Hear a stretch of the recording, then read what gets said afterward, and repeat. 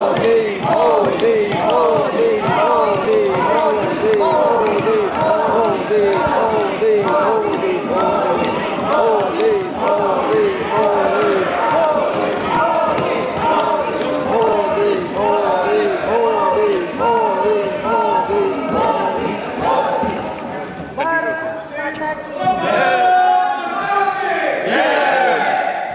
अध्यक्ष महोदय, पीएम आवास योजना के तहत 4 करोड़ पक्के घर स्वीकृत किए गए, जिनमें से 32 लाख से अधिक मकान केवल पिछले 1 वर्ष में पूर्ण हुए हैं।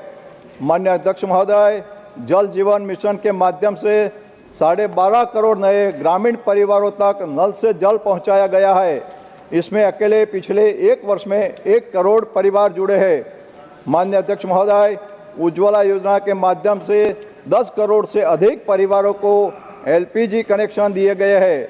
माननीय अध्यक्ष महोदय, मोदी सरकार के लिए समृद्ध किसान ही विकसित भारत की पहली शर्त है। इसी भावना के साथ पीएम किसान सम्मान निधि के अंतर्गत किसानों के खातों में 4 लाख करोड़ से अधिक की राशि सीधे डीबीटी के माध्यम से हस्तांतरित की गई है। माननीय अध्यक्ष महोदय, भारत में 330 मिलियन टन खाद्यान्न उत्पादन का रिकॉर्ड बनाया है। साथ ही 150 मिलियन टन चावल उत्पादन के साथ भारत विश्व में शीर्ष पर है। माननीय अध्यक्ष महोदय, सरकार कृषि उत्पादों का आयात कम करने के लिए काम कर रही है। खाद्य, तेल, तिलहन और दलहन में आयात निर्भरता कम करने के लिए राष्ट्रीय मिशन के माध्यम से आत्मनिर्भरता के दिशा में ठोस कदम उठाए गए हैं। माननीय अध्यक्ष महोदय, प्रधानमंत्री जी नरेंद्र मोदी जी के निर्णायक नेतृत्व में सरकार ने मध्यम वर्ग को राष्ट्र निर्माण के केंद्र में रखा है। सही नीतियों के कारण आज आम नागरिक अधिक आय अर्जित कर रहे हैं, अधिक बचत कर पा रहे हैं और आत्मविश्वास के साथ खर्च भी कर रहे हैं। सरकार द्वारा 12 लाख तक की आय को मुक्त करने का ऐतिहासिक निर्णय मध्यम वर्ग के लिए अभूतपूर्व राहत लेकर आया है और इस निर्णय ने अर्थव्यवस्था को नई गति प्रदान की है। नई पीढ़ी की जीएसटी सुधारों से देश के नागरिकों को लगभग 1 लाख करोड़ की बचत प्राप्त हुई है, जिसका प्रभाव 2025 में 2 पहिया वाहनों के पंजीकरण के 2 करोड़ के पार पहुंचने से स्पष्ट रूप से दिखाई गया है। माननीय अध्यक्ष महोदय, दुनिया आज भारत के डिजिटल इंफ्रास्ट्रक्चर का लोहा मान रही है, जहां सरकारी योजनाओं का 100% लाभ बिना किसी बिचौलिए के लिए सीधे लाभार्थियों के बैंक खाते में पहुंच रहा है। डायरेक्ट बेनिफिट ट्रांसफर डीबीटी के माध्यम से केवल 1 वर्ष में 6.75 लाख करोड़ से अधिक की राशि सीधे लाभार्थियों तक पहुंची है। पूर्व प्रधानमंत्री राजीव गांधी जी ने स्वीकार किया था कि गरीबों के लिए भेजे गए 1 रुपये में से केवल 15 पैसे ही उन तक पहुंचते हैं। इस सरकार ने उसी टूटी हुई व्यवस्था को बदला है और आज हर रुपया सही लाभार्थी तक पहुंचा रहा है। माननीय अध्यक्ष महोदय, हमारी मोदी सरकार ने मनरेगा के में जो भ्रष्टाचार हो रहा था, वो भ्रष्टाचार जो कांग्रेस के नेताओं के खाते में जो जमा रहते थे, खोटे खोटे बिल रखे, खोटे खोटे लेबर बना के वो कर रहे थे, उसीलिए हमारी नरेंद्र मोदी सरकार ने जी राम जी बिल ला के भ्रष्टाचार मुक्त और सभी लाभार्थियों को सीधा बेनिफिट मिले, ये जी राम जी बिल ला के, इसलिए सरकार, मोदी सरकार को भी धन्यवाद करता हूँ। दशकों तक महत्व गुणवत्ता स्वास्थ्य सेवाएं कुछ गिने चुने लोगों तक ही सीमित रही थी, जबकि गरीब अपने हाल पर छोड़ दिया गए। मोदी सरकार ने नागरिकों के स्वास्थ्य को शासन में केंद्र में रखकर इसी स्थिति को बदला। दुनिया की सबसे बड़ी स्वास्थ्य योजना आयुष्मान भारत से देश भर के अस्पतालों में 11 करोड़ से अधिक निःशुल्क उपचार किए जा चुके हैं, जिनमें पिछले वर्ष 2.5 करोड़ गरीब लाभार्थी शामिल है। वरिष्ठ नागरिकों के लिए विशेष ध्यान देते हुए लगभग 1 करोड़ वय वंदना कार्ड जारी किए गए हैं तथा 8 लाख बुजुर्गों को निःशुल्क उपचार मिला है। माननीय अध्यक्ष महोदय, पीएम जीवन ज्योति बीमा योजना और पीएम सुरक्षा बीमा योजना के अंतर्गत 26,000 करोड़ से अधिक की दावा राशि का भुगतान कर आर्थिक सुरक्षा प्रदान की गई है। देश भर में 1.8 लाख आयुष्मान आरोग्य मंदिर के माध्यम से स्वास्थ्य सेवाएं घर घर तक पहुंची है। यह स्वास्थ्य भारत की यात्रा है, जहां स्वास्थ्य सेवा दान नहीं बल्कि अधिकार है। माननीय अध्यक्ष महोदय, ये राष्ट्रपति के अभिभाषण को मैं समर्थन करता हूं और सभी दल के नेताओं को बोलता हूं कि राष्ट्रपति अभिभाषण के सब सम्मति से अपने ये प्रस्ताव किया जाना चाहिए। और माननीय अध्यक्ष महोदय, पीएम हमारे जहां गुजरात में मुख्यमंत्री थे, तभी हमारा गुजरात का मॉडल लेके आए। पीएम ने संकल्प किया है कि जैसा गुजरात का विकास किया है ऐसा ही सारा देश का विकास करना है। इस संकल्प के साथ हमारे नरेंद्र मोदी साहब बड़ा प्रधान जी आगे बढ़ रहे हैं, उसको भी शुभकामनाएं देता हूँ और ये राष्ट्रपति के अभिभाषण को मैं समर्थन करता हूँ। धन्यवाद जी। Now, Honorable Prime Minister ji to reply the discussion.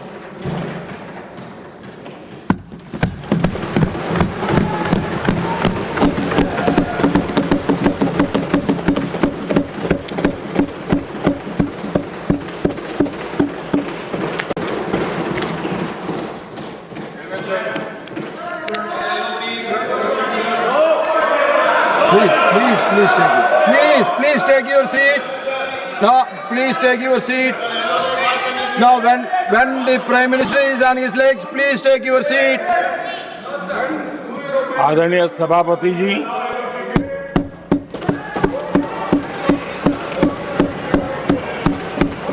राष्ट्रपति जी के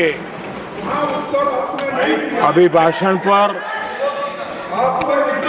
आभार व्यक्त करने के लिए take your seat. This is not correct. Please take your seat. This is not correct. Please take your seat. No. Please take your seat. आप बैठिए please, आप बैठिए प्लीज।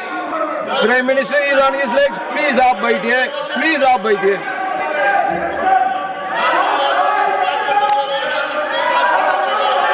आदरणीय सभापति जी, इस धन्यवाद प्रस्ताव पर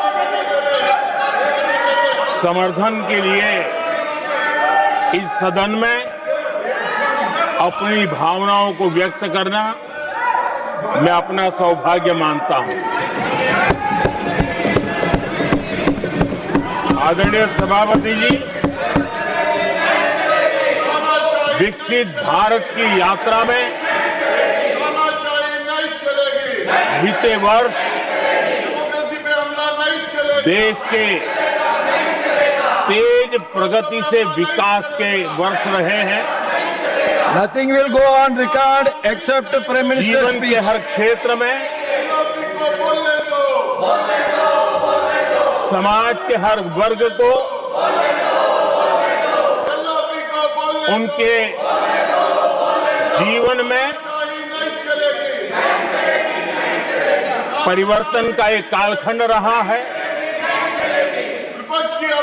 एक सही दिशा में तेज गति से देश आगे बढ़ रहा है। आदरणीय राष्ट्रपति जी ने बहुत ही बढ़िया तरीके से पूरी संवेदनशीलता के साथ उन्होंने This is not correct. इस विषय को sit your seat, हम please. सबके सामने प्रस्तुत किया है। आदरणीय सभापति जी, मेरी एक प्रार्थना है, आदरणीय खड़गे जी की उम्र देखते हुए वो बैठ करके भी नारे बोल सकते हैं तो अच्छा होगा, ताकि उनको कष्ट न हो। पीछे नौजवान बहुत लोग हैं, तो खड़गे जी को No. आप बैठते बैठते भी When you are speaking, they are listening. You are नारे listening. बोलने की अनुमति दे दीजिए।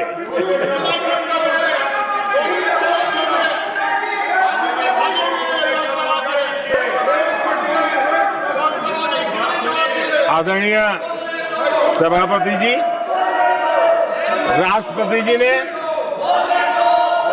इस देश के मध्यम वर्ग, इस देश के निम्न मध्यम वर्ग, इस देश के गरीब, इस देश के गांव, इस देश के किसान, महिलाएं, विज्ञान हो, प्रौद्योगिकी हो, कृषि हो, सभी विषयों को लेकर के बहुत ही विस्तार से भारत के प्रगति का एक स्वर संसद में गूंजा है।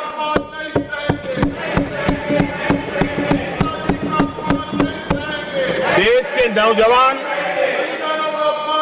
भारत के सामर्थ्य को कैसे आगे बढ़ा रहे हैं, इसकी भी विस्तार से चर्चा की है। हर वर्ग के सामर्थ्य को उन्होंने शब्दांकित किया है और इतना ही नहीं, आदरणीय राष्ट्रपति जी ने भारत के उज्जवल भविष्य के प्रति एक विश्वास व्यक्त किया है। ये अपने आप में हम सबके लिए प्रेरक है। आदरणीय सभापति जी, 21वीं सदी का प्रथम क्वार्टर पूरा हो चुका है, लेकिन ये दूसरा क्वार्टर जैसे पिछली शताब्दी में भारत की आजादी के जंग में दूसरा क्वार्टर बहुत ही निर्णायक बना था। मैं साफ साफ देख रहा हूं कि विकसित भारत के निर्माण की दिशा में ये दूसरा क्वार्टर भी उतना ही सामर्थ्यवान होने वाला है, उतना ही तेज गति से आगे बढ़ने वाला है। और इसलिए आदरणीय सभापति जी, राष्ट्र का हर व्यक्ति ये महसूस कर रहा है कि एक अहम पड़ाव पर हम पहुंच चुके हैं। अब न हमें रुकना है, न हमें पीछे मुड़ करके देखना है। I will not go against what you are doing. आगे ही आगे देखना Please है, बैठिए। I am not going to let गति से you चलना now. है। You please बैठिए। और लक्ष्य को प्राप्त करके ही हमें सांस लेनी है, उस दिशा में हम आगे बढ़ रहे हैं। Nothing आदरणीय should go on सभापति without ji, except the Prime Minister's speech.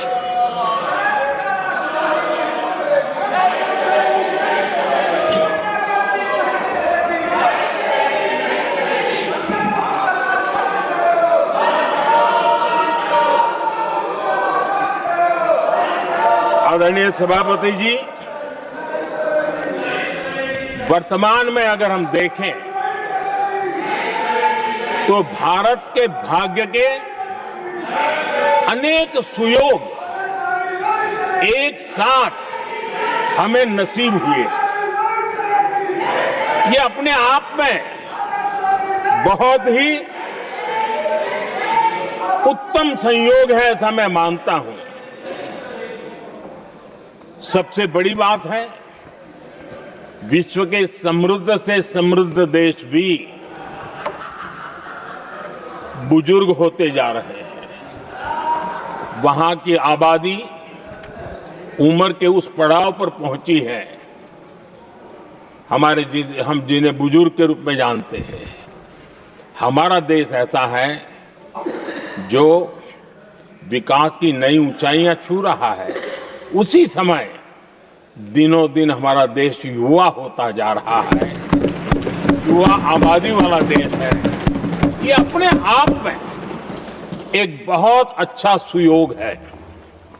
आदरणीय सभापति जी, दूसरी तरफ मैं देख रहा हूं जिस प्रकार से विश्व का भारत के प्रति आकर्षण बढ़ा है और उसमें भी विश्व भारत की टैलेंट का महात्म्य समझ रहा है। हमारे पास आज दुनिया का बहुत ही महत्वपूर्ण टैलेंट पूल है, युवा टैलेंट पूल है, जिसके पास सपने भी हैं, संकल्प भी है, सामर्थ्य भी है। और इसलिए ये दूसरा सुयोग है। शक्ति का आशीर्वाद हमारे साथ है। आदरणीय सभापति जी, भारत आज विश्व में जो चुनौतियां पैदा हो रही है, उन चुनौतियों का समाधान देने वाला एक देश आशा की किरण बना हुआ है और हम समाधान दे रहे हैं। वैसा ही एक महत्वपूर्ण सुयोग है कि आज मेजर इकोनॉमी में भारत का ग्रोथ बहुत हाई है और हाई ग्रोथ और लो इन्फ्लेशन ये बहुत ही यूनिक संयोग है और ये हमारी अर्थव्यवस्था की मजबूती को प्रदर्शित करता है। आदरणीय सभापति जी, हम जिस गति से आगे बढ़ रहे हैं, जब हमें देश की जनता ने सेवा करने का मौका दिया तब फ्रेजाइल 5 के रूप में ये देश जाना जाता था।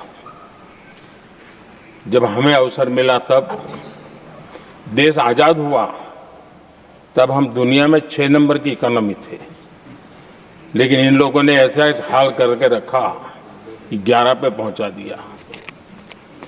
आज हम 3 पर जाने की दिशा में तेज गति से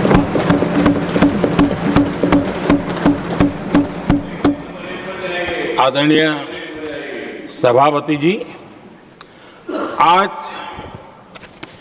कोई भी सेक्टर देश कीजिए, चाहे साइंस हो, चाहे स्पेस हो, चाहे स्पोर्ट्स हो, हर क्षेत्र में आज भारत एक कॉन्फिडेंस के साथ, आत्मविश्वास से भरा हुआ भारत है।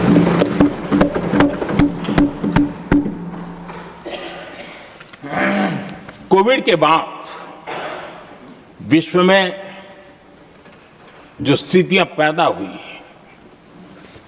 और ऐसी नई नई चीजें जुड़ती गई, आज दुनिया संभल नहीं पा रही है। ऐसे में साफ साफ नजर आ रहा है कि दुनिया एक नए ग्लोबल ऑर्डर की तरफ, नए वर्ल्ड ऑर्डर की तरफ आगे बढ़ रहा है। सेकंड वर्ल्ड वॉर के बाद एक वर्ल्ड ऑर्डर बना था, अब एक नए वर्ल्ड ऑर्डर की तरफ विश्व बहुत तेजी से आगे बढ़ रहा है। और सबसे बड़ी खुशी की बात है, सारी घटनाओं का और राजनीतिक तरीके से निष्पक्ष भाव से विश्लेषण करेंगे तो झुकाव भारत की तरफ है।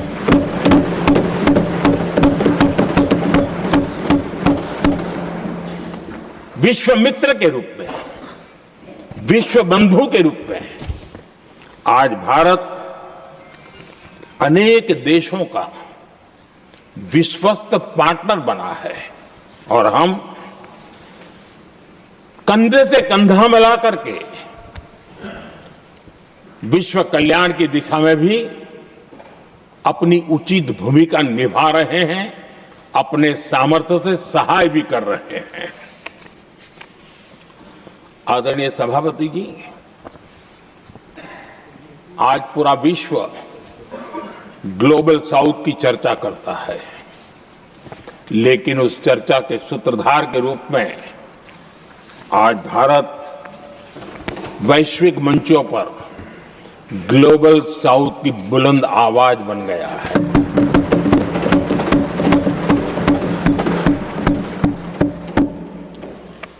अनेक देशों के साथ आज Bharat future ready trade deals कर रहा है। पिछले कुछ ही समय में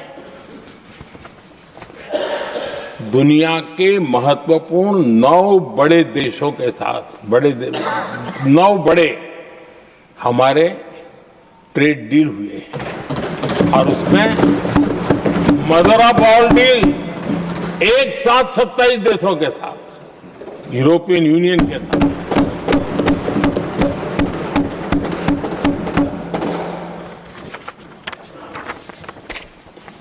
जो लोग थक गए,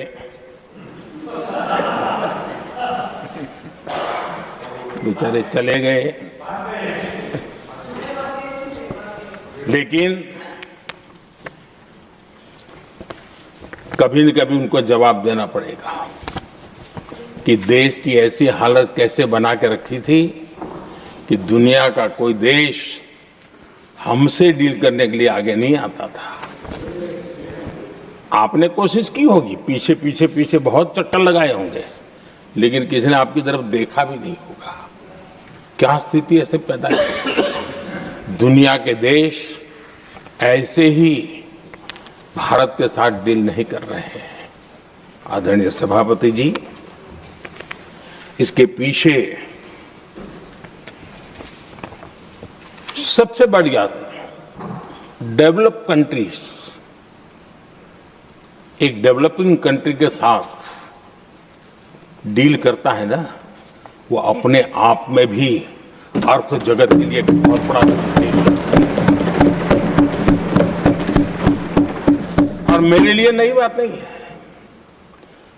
जब मुझे गुजरात में सेवा करने का अवसर मिला था तो मैं एक वाइब्रेंट गुजरात समिट करता था और मेरे लिए गर्व की बात थी कि एक स्टेट, हिंदुस्तान का एक स्टेट, मेरी इस वाइब्रेंट समिट के partner country, develop country Japan हुआ करता था।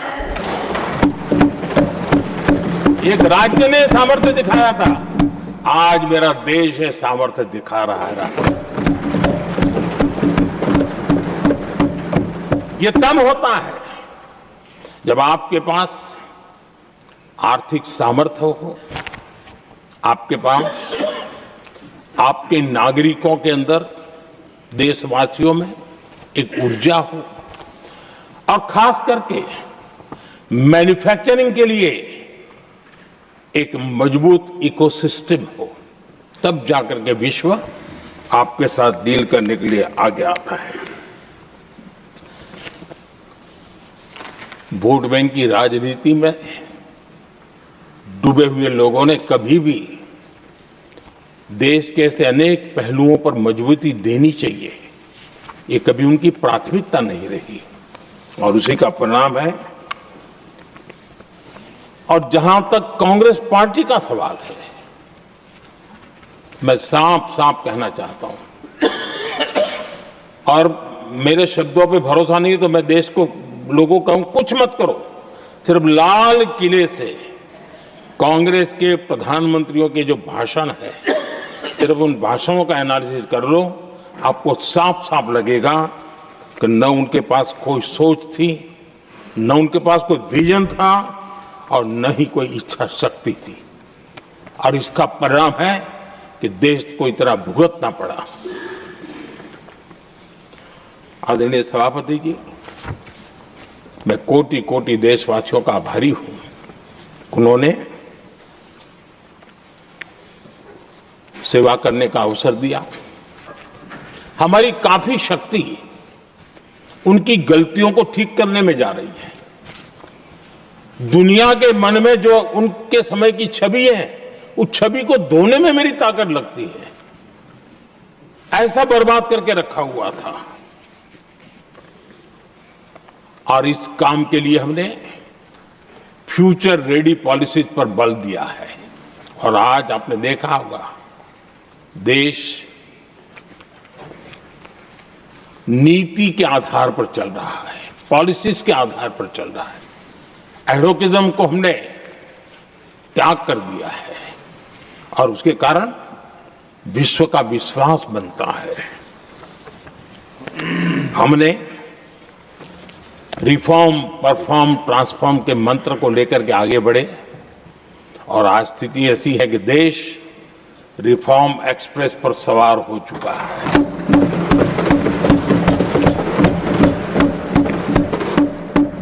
हमने स्ट्रक्चरल रिफॉर्म्स किए हैं, प्रोसेस से जुड़े रिफॉर्म्स किए हैं, पॉलिसीज में रिफॉर्म किए हैं। हमारा मैन्युफैक्चरिंग सेक्टर, हमारे उद्यमी ये सशक्त हो, भारत की हर चीज का वैल्यू एडिशन हो, उस दिशा में हमने प्रयास किया है। और मैं आज विश्वास के साथ कह सकता हूं, आज भारत विश्व के साथ स्पर्धा करने के लिए पूरी तरह तैयार है।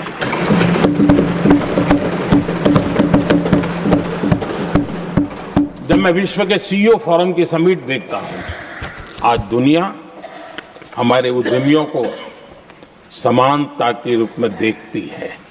और जब पिछले दिनों सभी दलों के डेलीगेशन विश्व में गए थे, ये भाव उन्होंने भी अनुभव किया और आकर के मुझे सभी दल के माननीय सांसदों ने अपने अनुभव बता रहे थे, बड़ा गर्व से कह रहे थे कि हाँ, बराबरी से बात हो रही है। ये हमारे लिए अपने आप में बात है। आदरणीय सभापति जी, एमएसएमई का बहुत बड़ा नेटवर्क जितना सामर्थ्यवान होता है, वो लंबे अरसे तक इकोनॉमी को ताकत देता है। हमने उस दिशा में बल दिया और हमने कई रिफॉर्म्स किए हैं। आज हमारे एमएसएमई नेटवर्क पर दुनिया का भरोसा बढ़ रहा है। बड़े बड़े हो सकता है हम हवाई जहाज नहीं बना देंगे, लेकिन कई हवाई जहाज हैं जिसमें कई पुर्जे मेरे देश के छोटे छोटे एमएसएमई बना रहे हैं। आदरणीय सभापति जी, देश में हुए इन प्रयासों का नतीजा सबके सामने है। बड़े बड़े देश भारत के साथ व्यापारिक संबंध बनाने के लिए बहुत ही आतुर है। यूरोपीय संघ का ट्रेड डील हो, अमेरिका के साथ अभी हुआ जो ट्रेड डील हो, और कल हमारे पीयूष जी ने सदन में विस्तृत जानकारी भी दी है। और पूरा विश्व खुल करके इस ट्रेड डील का तारीफ कर रहा है। और उसमें जब यूरोपियन यूनियन के साथ ट्रेड डील हुआ तो विश्व को एक भरोसा हुआ कि अब वैश्विक स्तर पर स्थिरता की संभावना बढ़ेगी। अमेरिका के साथ ट्रेड डील होने के बाद विश्व को और भरोसा हो गया कि जो स्थिरता की एहसास हो रहा था, अब गति का भी एहसास होने लगा है। अब विश्व के लिए शुभ संकेत है। आदरणीय सभापति जी, इसका सबसे बड़ा लाभ हमारे देश के नौजवानों को होगा। और जब मैं नौजवान कहता हूं तो उसमें मध्यम वर्ग का भी नौजवान होता है, शहर का नौजवान भी होता है, गांव का नौजवान भी होता है, बेटा भी होती है, बेटी भी होती है। और इसलिए उसे टुकड़ों में न देखा जाए। मेरे देश के युवा के सामर्थ्य का हमें गौरव करना चाहिए। और उनके लिए पूरा विश्व बाजार अब खुल चुका है। अब उनके लिए अवसर ही अवसर है। और मैं उनको कहता हूं, आइए दोस्तों, मैं आपके साथ कंधे से कंधा मिला करके खड़ा हूं। हिम्मत कीजिए, बढ़िए। देश आपके साथ खड़ा है और दुनिया आपका स्वागत करने के लिए इंतजार कर रही है। आदरणीय सभापति जी, जिस प्रकार से दुनिया में हमारे युवा प्रोफेशनल्स की मांग बढ़ रही है, इवन केयर गिवर्स की मांग बढ़ रही है। हर कोई मिलता है, हमें इस प्रकार के लोग चाहिए, इस प्रकार। कुछ लोग तो अपना स्पेशल ऑफिसेज यहां बना रहे हैं रिक्रूट करने के लिए, योग्य टैलेंट की खोज के लिए।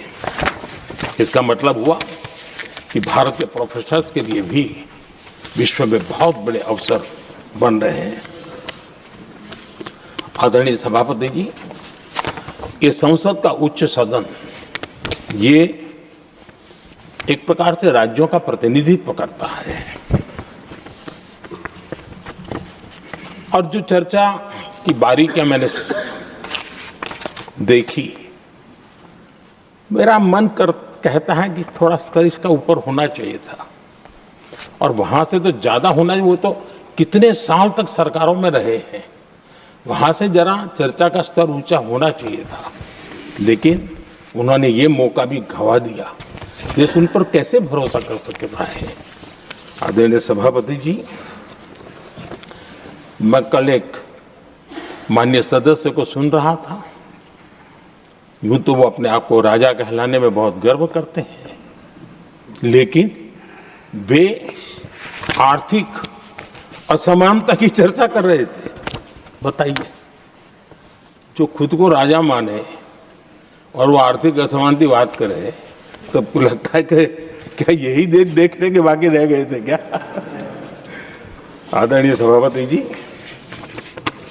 हमारे टीएमसी के साथियों ने काफी कुछ कहा। जरा खुद को अपने गरेबा में देखें। निर्मम सरकार पतन के जितने भी पैरामीटर्स हैं, उन सब पैरामीटर्स में नए नए रिकॉर्ड बनाते जा रहे हैं और यहां उपदेश दे रहे हैं। क्या हाल करके रखा हुआ है।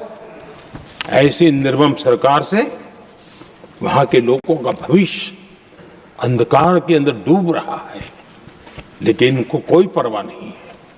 सत्ता सुख के सिवाय कोई आकांक्षा नहीं और वे यहां उपदेश देते हैं। घुसपैठ, दुनिया का समृद्ध से समृद्ध देश भी अपने यहां गैर कानूनी नागरिकों को बाहर निकाल रहा है। हमारे देश में घुसपैठियों को बचाने के लिए अदालतों को तब तक प्रेशर पैदा किया जा रहा है। मेरे देश का नौजवान कैसे ऐसे लोगों को माफ करेगा जो घुसपैठियों की वकालत करने के लिए ताकत लगा रहे हैं। और घुसपैठिए मेरे देश के नौजवानों के हक छीन रहे हैं, उनकी रोजी रोटी छीन रहे हैं, आदिवासियों की जमीन छीन रहे हैं, बेटे बेटियों के जिंदगी पर खतरे पैदा हो रहे हैं। लेकिन उनके लिए महिलाओं पर अत्याचार होते रहे। सत्ता नीति के सिवा कुछ करना नहीं और वो यहां पर हमें उपदेश दे रहे हैं। और ऐसे चिंताजनक सभी विषयों पर आंखें मूंद करके बैठे हुए वो लोग हैं। एक हमारे माननीय सदस्य काफी कुछ बोल रहे थे, जिनकी पूरी सरकार शराब में डूब गई, जिनके शीश महल घर घर में नफरत का कारण बन गए और शायद उनको ब्लैक शब्द ज्यादा पसंद है।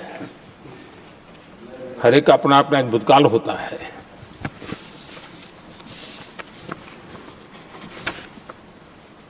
पता नहीं ब्लैक के साथ उनका क्या पुराना रिश्ता है। आदरणीय सभापति जी, ऐसे सभी साथियों से मैं आज जरूर कहूंगा, तुम कितना दुनिया को धोखा दोगे, तुम कितना दुनिया को धोखा दोगे। आईना देख लिया तो अपनी सच्चाई कहां छिपाओगे।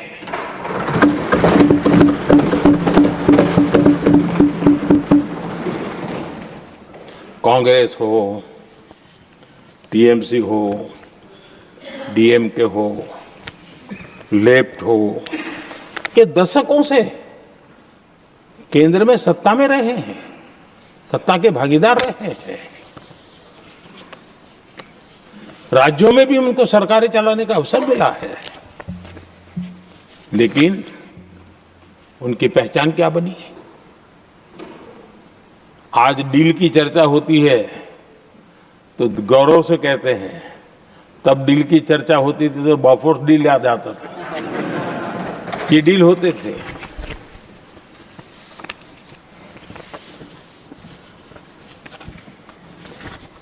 उन्होंने सिर्फ जेब भरने का काम किया।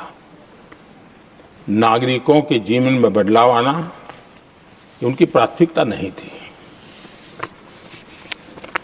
आदरणीय सभापति जी, मैं कुछ उदाहरणों के साथ भी बात बताना चाहता हूं क्योंकि यहाँ चर्चा में ये सारे विषय आए हैं और इसलिए मुझे कहना बहुत जरूरी है। अब एक उदाहरण देता हूं मैं बैंकिंग सेक्टर का। बैंकिंग सेक्टर एक प्रकार से अर्थव्यवस्था की ग्रिड होता है। 2014 से पहले फोन बैंकिंग का कालखंड था। नेता के फोन जाते थे और उसके आधार पर करोड़ों रुपया दे दिए जाते थे और गरीबों को तो बैंकों में दुत्कार मिलती थी, नफरत होती थी। देश की 50% से ज्यादा आबादी बैंक के दरवाजे तक नहीं देख पाई थी। कांग्रेस के नेताओं के फोन पर अरबों रुपये लोगों को दे दिए गए और जो ले जाते थे वो अपनी पर्सनल प्रॉपर्टी मान करके पैसे हजम कर जाते थे। यही खेल चलता रहा। कांग्रेस और यूपीए के राज में और आज जो इंडी अलायंस बन करके बैठे हैं उनके राज में बैंकिंग व्यवस्था तबाही के कगार पर खड़ी थी। मैं नया प्रधानमंत्री के पद का दायित्व मुझे मिला। मैं एक देश के मुखिया से मैं मिला, ऐसे ही बात कर रहा था। मैंने कहा बैंकिंग की दृष्टि से हम कुछ आगे बढ़ना चाहिए। उन्होंने कहा पहले एक बार साहब जरा अभी आप नए हो, आपके बैंकों की व्यवस्था का अध्ययन कर लीजिए। हम कैसे हिम्मत करें? एक देश के नेता ने कोई ये जानकारियां थी, उसने मुझे बताया यहां इनको कोई परवाह ही नहीं। यानी एक प्रकार से उन्होंने जिस प्रकार से बैंकिंग व्यवस्था को एनपीए के पहाड़ खड़े हो गए थे। जहां भी देखो चर्चा चलती थी एनपीए का क्या होगा, एनपीए का क्या होगा, कैसे बचेंगे। आदरणीय सभापति जी, चुनौती बड़ी थी लेकिन हमने समझदारी से काम दिया। बैंकिंग व्यवस्था के सब कर्ता धर्ताओं को विश्वास में लिया। रिफॉर्म की आवश्यकता थी, हिम्मत के साथ रिफॉर्म किए। पारदर्शी व्यवस्था बनाई। ढेर सारे बैंकिंग रिफॉर्म्स हुए और जो सरकारी बैंक दुर्बल हो चुकी थी, ठीक नहीं चल पाती थी, उसको हमने बड़ी बैंक के साथ मर्जर कर दिया। और मुझे याद है किसी एक महाशय बड़े अपने आप को विद्वान मानने वाले लिखा था, अगर मोदी सरकार बैंकों में ये कर ले तो हिंदुस्तान का बहुत बड़ा रिफॉर्म हो जाएगा। वो काम मैंने आते ही कर दिए थे। आदरणीय सभापति जी, और इन सारी चीजों का नतीजा हुआ बैंकों में जो बीमारी घर कर गई थी उस बीमारी से बैंकों को मुक्ति मिली। बैंकों का स्वास्थ्य सुधरा, लगातार सुधरा, अभी भी तेजी से आगे दौड़ रहे हैं। और बैंकिंग का जब स्वास्थ्य सुधरा तो लेन देन का कारोबार भी उनका बढ़ा, लोगों को पैसे मिलने लगे, सामान्य व्यक्ति को पैसे मिले। ऐसे ऐसे गरीब लोगों को लोन मिले जिनके लिए कभी बैंक के दरवाजे बंद थे, बेचारा दूर से देख करके उसे जाना पड़ता था। आज मुद्रा योजना जो देश के नौजवान को अपने पैरों पर खड़े रहने की ताकत देता है, मुद्रा योजना जो स्वरोजगार की प्रेरणा देता है, लेकिन स्वरोजगार के भाषण के काम नहीं होता है, उसका हाथ पकड़ना पड़ता है, उसको साथ देना पड़ता है, उसको सहाय देनी पड़ती है। और हमने मुद्रा योजना के द्वारा 30 लाख करोड़ रुपया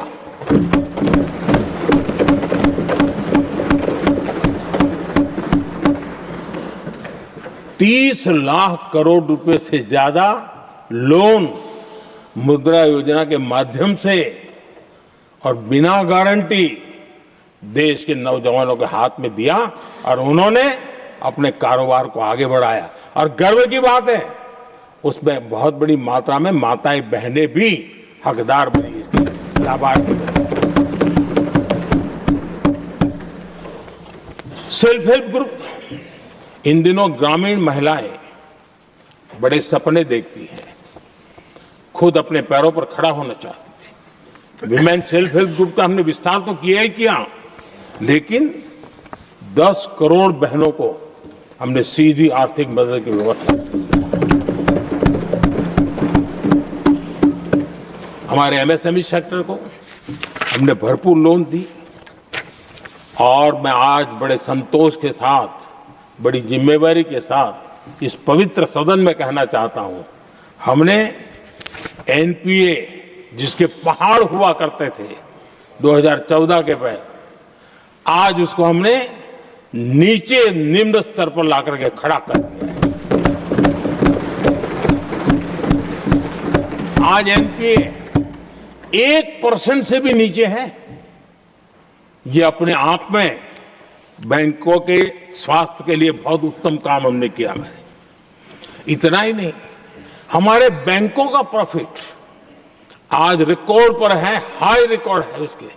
ये अपने आप में देश की अर्थव्यवस्था को ताकत देने के लिए, बैंकिंग व्यवस्था मजबूत होती है तो बाकी अर्थव्यवस्था को भी मजबूती मिलती है। उस काम को कहेगा आदरणीय सभापति जी। मैं एक और उदाहरण देना चाहता हूं। हमारे पीएसयूज, आमतौर पर पीएसयूज के संबंध में मान्यता बन चुकी थी, वो बनते ही हैं बीमार होने के लिए, वो बनते ही हैं बर्बाद होने के लिए, वो बनते ही हैं बंद होने के लिए। हमने इस पूरी मानसिकता को हकीकतों के आधार पर बदलने में सफलता प्राप्त की है। और ये लोग पीएसयूज को लेकर के कितनी गलत बातें फैलाते थे। अर्बन नक्सल की तरह ऐसे पीएसयूज के दरवाजे के बाहर मजदूरों की मीटिंग करके भड़काने का पाप करते थे, गुमराह करने का काम करते थे। इन्होंने LIC, state bank of India और भी एचएएल, ऐसे हर एक को बड़ा भला बुरा और इतना भद्दे तरीके से, जब उनकी सरकार थी तब तो ये इन चीजों को संभाल नहीं पाते थे, उसको कुछ कर भी नहीं पाते थे। आदरणीय सभापति जी, हमने इसमें भी हिम्मत दिखाई। हमने पीएसयूज के संबंध में भी रिफॉर्म्स किए, रिफॉर्म्स की एक लगातार परंपरा चलाई। आज एलआईसी बेस्ट तरीके से होते हैं, पूरे कार्यकाल में अपना एलआईसी का जन्म हुआ तब तक उत्तम से उत्तम परफॉर्मेंस का कालखंड उसका गुजर रहा है। जिन पीएसयूज को कांग्रेस के नेता ताले लगवाने की कगार पर पहुंच चुका था और उसी पर अपनी राजनीतिक रोटी सेकने का प्रयास भी किया गया था, आज हमारे पीएसयूज रिकॉर्ड प्रॉफिट पर हैं।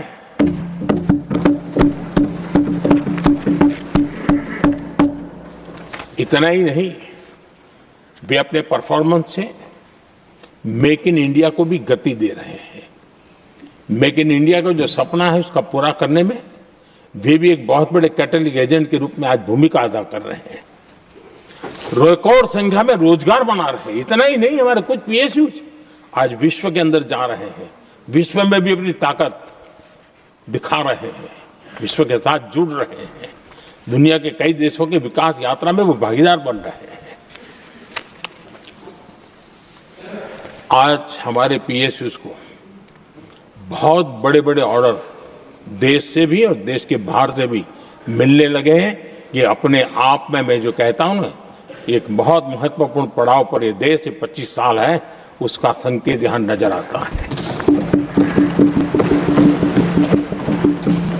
आदरणीय सभापति जी, कांग्रेस ने विश्वासघात करने के विषय में भी हमारे देश के अन्नदाता को भी नहीं छोड़ा। इस देश में 10 करोड़ किसान ऐसे हैं जिनके पास 2 हेक्टेयर से भी कम जमीन है, छोटे किसान हैं। उनकी तरफ कभी परवाह नहीं की गई, उनकी तरफ कभी देखा नहीं गया,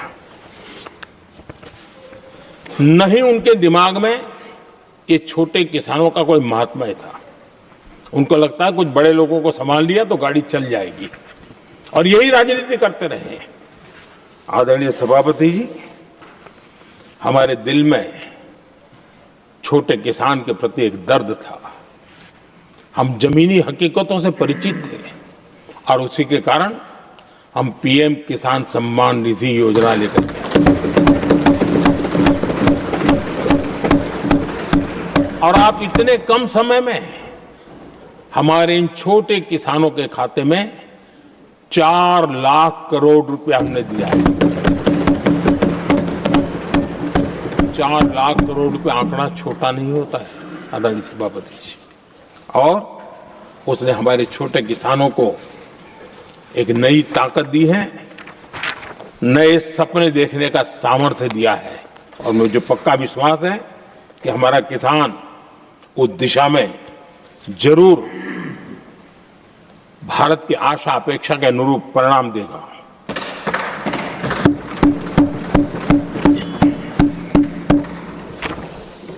आदरणीय सभापति जी,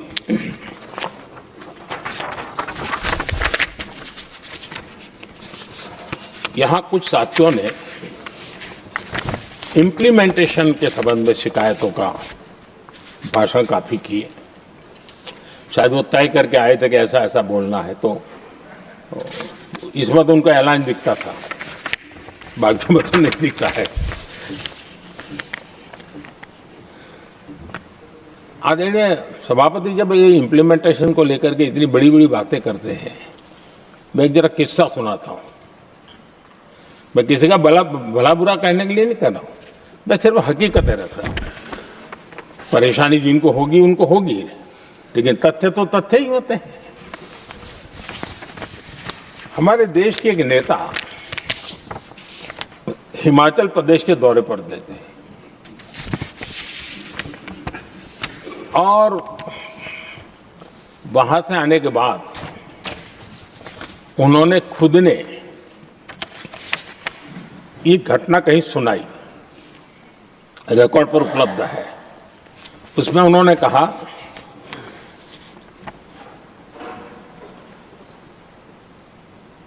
उस नेता ने क्या कहा, मैं उन्हीं के शब्द पढ़ रहा हूं।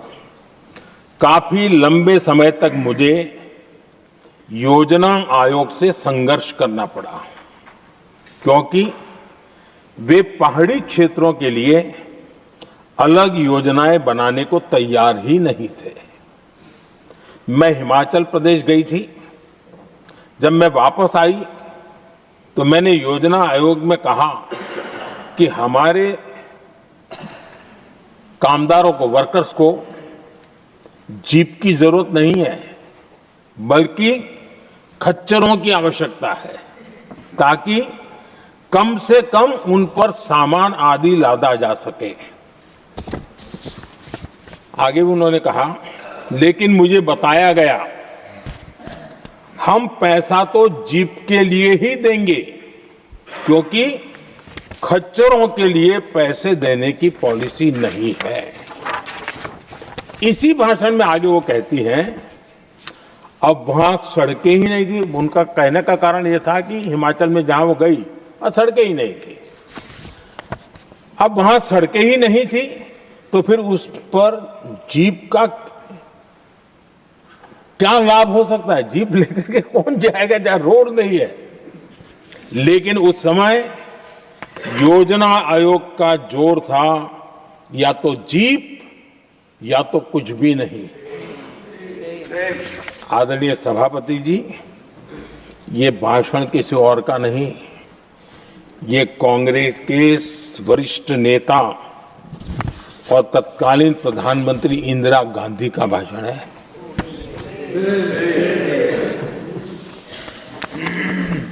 कांग्रेस के लंबे शासनकाल में यही कार्यशैली रही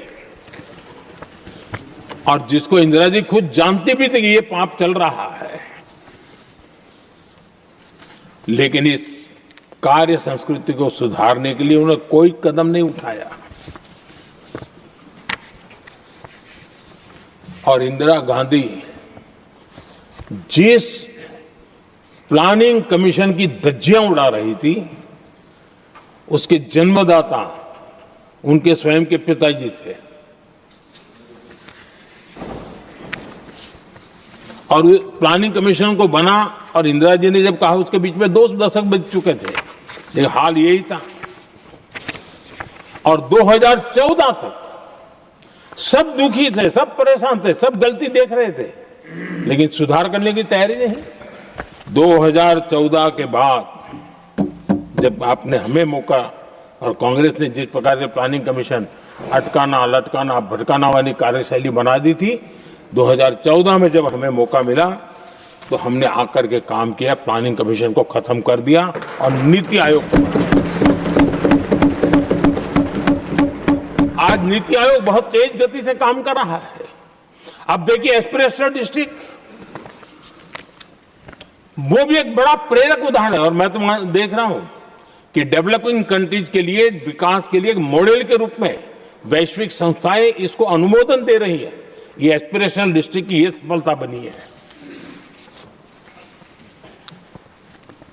देश के कई जिले ऐसे थे जिसको पिछड़े मान करके छोड़ दिया गया था, और वहां करोड़ों लोगों की जो मौलिक जरूरतें थी उसको भी नकार दिया गया था। उनको तो ऐसे ही जीने के लिए मजबूर कर दिया गया था। और जो पिछड़े इलाके थे वो और पिछड़े होते गए और बर्बादी आती गई। और हालत तो सरकार में ऐसी थी कि जब किसी को पनिशमेंट ट्रांसफर करनी होती थी, पनिशमेंट पोस्टिंग देना होता, तो ऐसे ही जिलों में भेजा जाता था ताकि और खराब करे वो।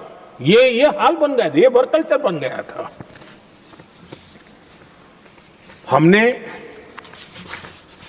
इस स्थिति को बदला। सबसे पहला आग्रह किया, यंग होनहार अफसरों को लगाया जाएगा और पूरा 3 साल का मौका उसको दिया जाए काम करने का। एक के बाद अब निर्णय किए। और आज देखिए किसी समय छत्तीसगढ़ का हमारा बस्तर एस्पिरेशनल डिस्ट्रिक्ट में था, आज वो बस्तर पूरे देश में बस्तर ओलंपिक के नाम से चर्चा में है।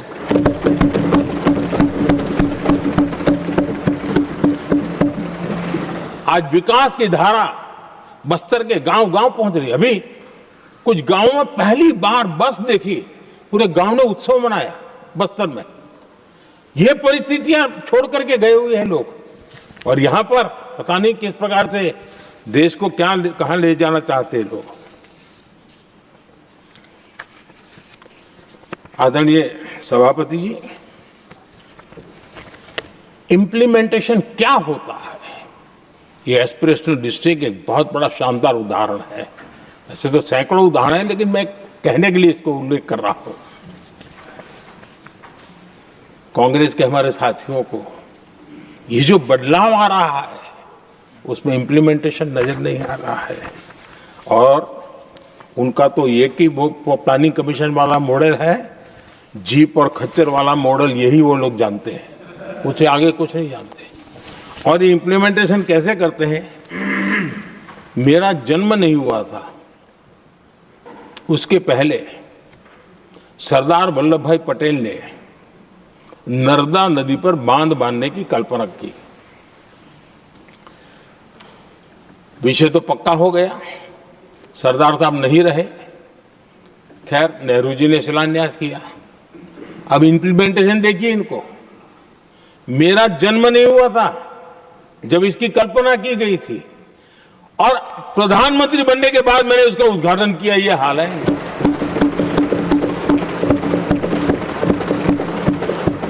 और उनका इंप्लीमेंटेशन देखिए, मुझे मुख्यमंत्री रहते हुए 3 दिन अनशन पर बैठना पड़ा था।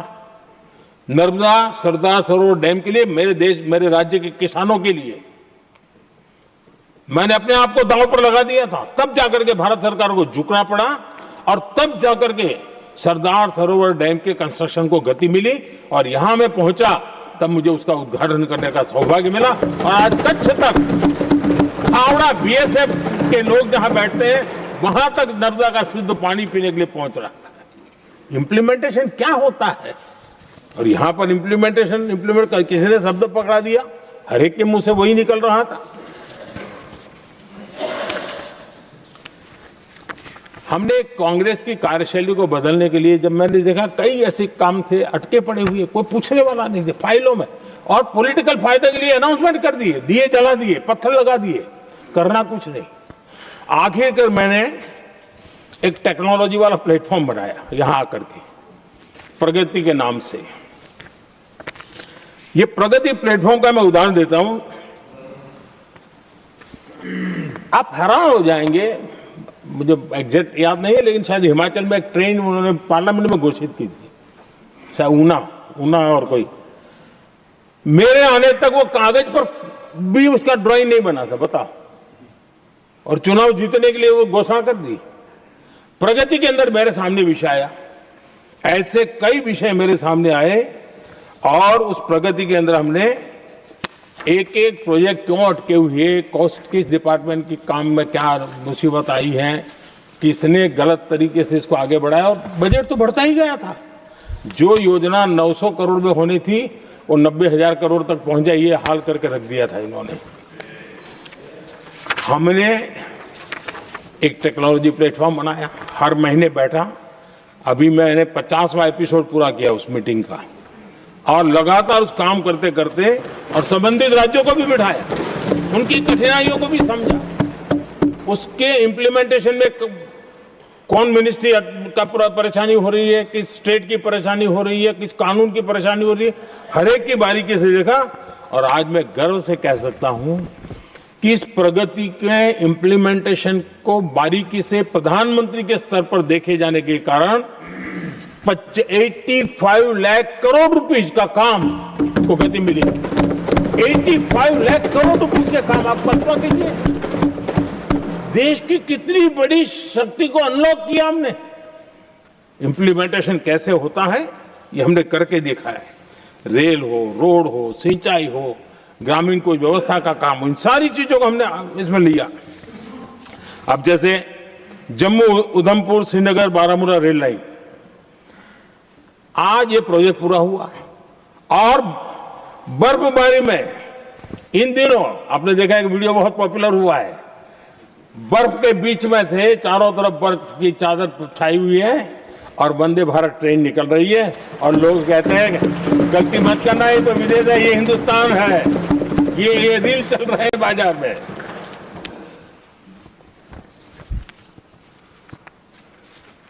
लेकिन 3 दशक तक यही प्रोजेक्ट लटका हुआ था।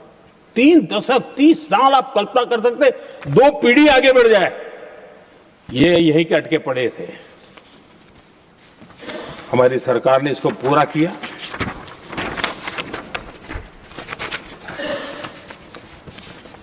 आदरणीय सभापति जी, मैं असम की बात करता हूं, और कोई ये मत सोचो कि मैं चुनाव है इसलिए बोल रहा हूं। इनके पाप है इसलिए मुझे कहना पड़ रहा है। कांग्रेस सिर्फ इमेजिन करती है और इंप्लीमेंट करने का उनको कोई लेना देना ही नहीं होता है। अब असम का बोगीबिल ब्रिज, ये बोगीबिल ब्रिज अरुणाचल और असम को जोड़ने वाला बहुत महत्वपूर्ण ब्रिज, कितने ही सालों तक ये प्रोजेक्ट लटका रहा। हमने प्रगति के माध्यम से इसको रिव्यू किया और असम सहित पूरे नॉर्थ ईस्ट को बहुत बड़ी सुविधा वाला ये काम हमने पूरा किया। आदरणीय सभापति जी,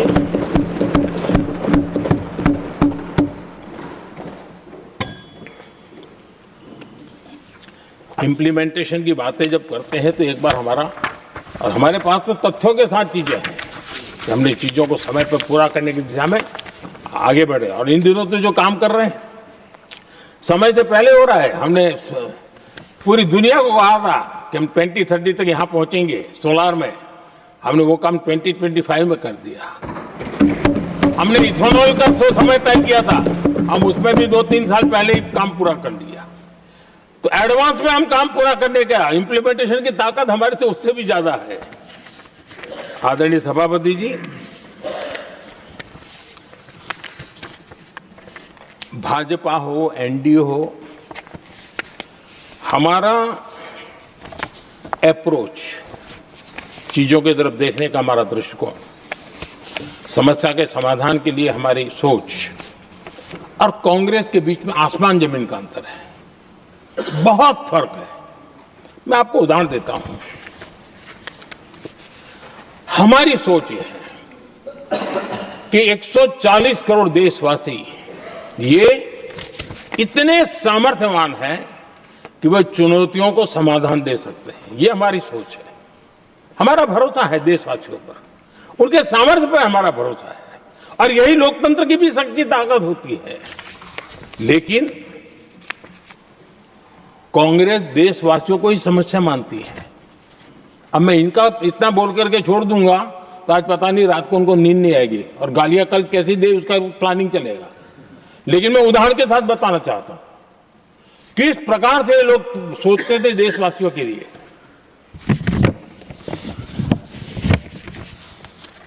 देश के लोगों के बारे में नेहरू जी और इंदिरा जी की सोच क्या थी, मैं उसके विषय में बताना चाहता हूं।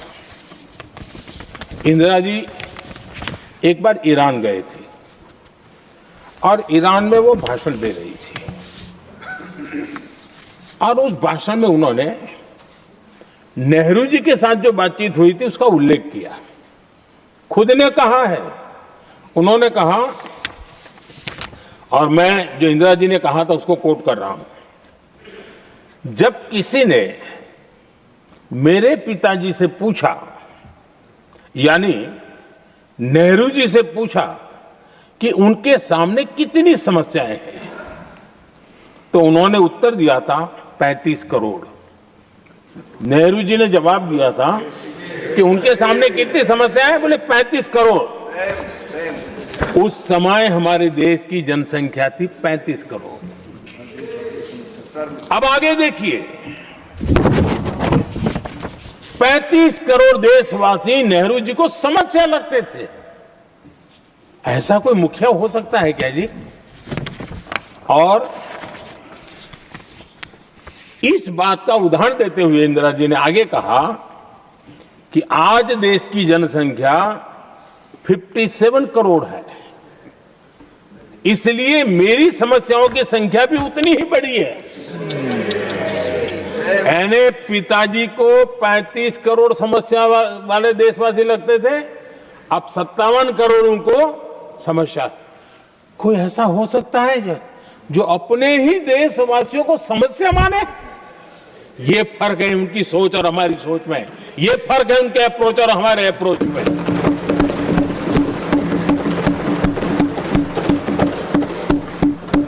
नेहरू जी हो या इंदिरा जी हो या पूरी कांग्रेसी बिरादरी हो, ये लोग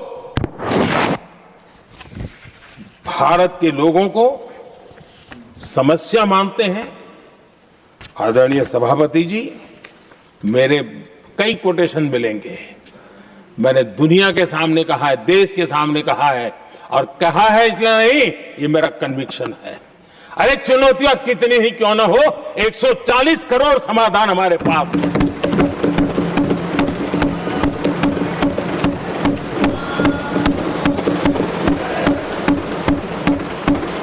हमारे लिए देशवासी समर्थक की पूंजी है। हमारे लिए हर देशवासी भारत का उज्जवल भविष्य का नियंता है, निर्माता है, कर्ता धर्ता है। हम उसको समस्या कैसे कह सकते हैं? ऐसी सोच वाले लोग अपने परिवार का ही भला करेंगे और किसका करेंगे? आदरणीय सभापति जी, देश के लोगों का अपमान करते रहना, एक कांग्रेस के स्वभाव में पड़ा हुआ है, उनके संस्कारों में पड़ा हुआ है। कांग्रेस ने बीते दिनों राष्ट्रपति जी का अपमान किया। चुनाव के बाद जिस प्रकार से हमारे राष्ट्रपति जी के लिए शब्द कहे गए हैं, शर्मिंदगी महसूस होती है कि ये कैसे लोग हैं। भारत के राष्ट्रपति के लिए क्या बोल रहे हैं लोग। आदरणीय सभापति जी, कल लोकसभा में भी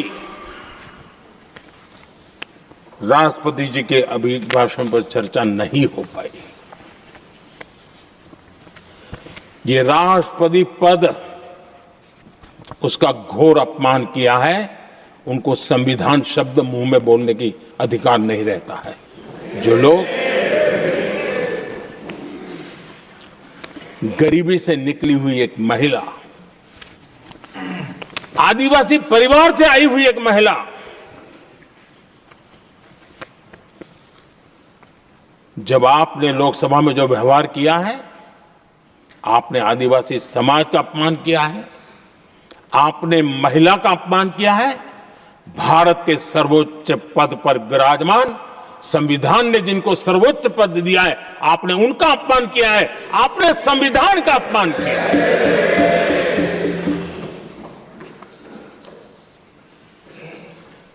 आदरणीय सभापति जी, उनको कुछ भी लगता हो, कांग्रेस को ये गुनाह की Honorable members, it is now 6 p.m. If the House agrees, we may sit beyond 6 p.m.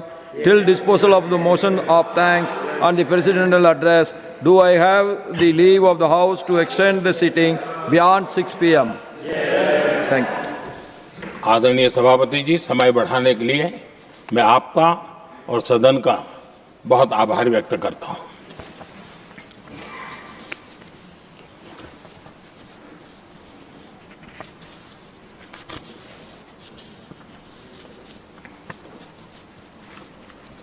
आदरणीय सभापति जी, बड़ी दर्दनाक लोकसभा की घटना है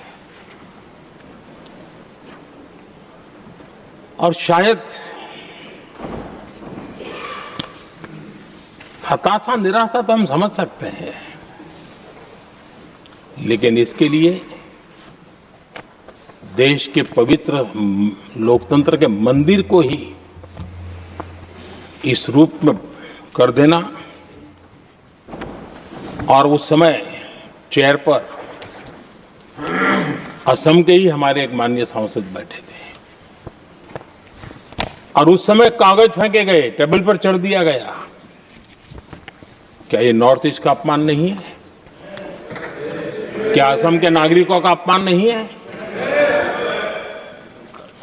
कल फिर दोबारा किया उन्होंने, और उस समय आंध्र के दलित परिवार का बेटा चेयर पर बैठा था, उसने उसको भी अपमानित किया। यानी आपने नॉर्थ ईस्ट का अपमान, चेयर में बैठा अपमान करो। आंध्र के एक दलित परिवार का बेटा चेयर पर बैठा, उसका अपमान करो। सदन ने इनको काम दिया हुआ है, सबने मिलकर के काम दिया हुआ है, लेकिन वो दलित समाज से आते हैं, इसलिए आप अपमान करते हो।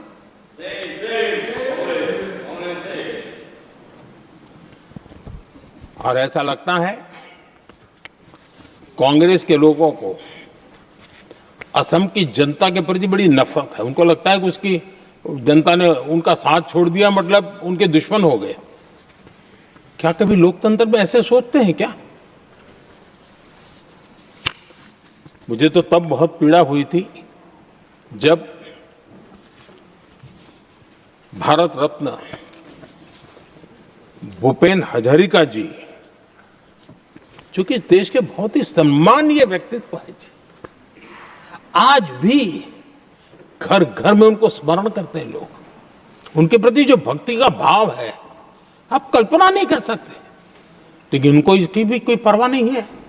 और जिस प्रकार से, और हमारा सौभाग्य था कि हमने भूपेन हजारिका जी के देश के लिए जो उनका योगदान था, नॉर्थ ईस्ट जैसे इलाके से पूरे देश को अपने वाणी से, अपने विचारों से, अपनी अभिव्यक्ति से बांध के रखा था। हमने भारत रत्न देने का निर्णय किया। इस पर भी इनको ऐतराज, और मैं तो हैरान हूं, खड़गे जी अगर होते तो मैं उनकी हाजिरी में कहता ही है। इन्होंने जिस प्रकार से बोला ना भारत रत्न के बाद, वो वीडियो पर उनका चेहरा देखेंगे ना, आपको लगा रहे ये ऐसे लोग हैं, ऐसा व्यवहार करते हैं। और ये कहा, अरे ये तो सिंगर थे। मैं समझता हूं कि एक किसी का भी अपमान करने में कभी भी पीछे नहीं रहते हैं। उन्होंने भूपेन हजारिका जी को भारत रत्न दिया, उसका भी विरोध किया। ये पूरे असम का विरोध है, पूरे देश के कला प्रेमियों का विरोध है। और मुझे पक्का विश्वास है असम कभी भी इस अपमान को भूलने वाला नहीं है।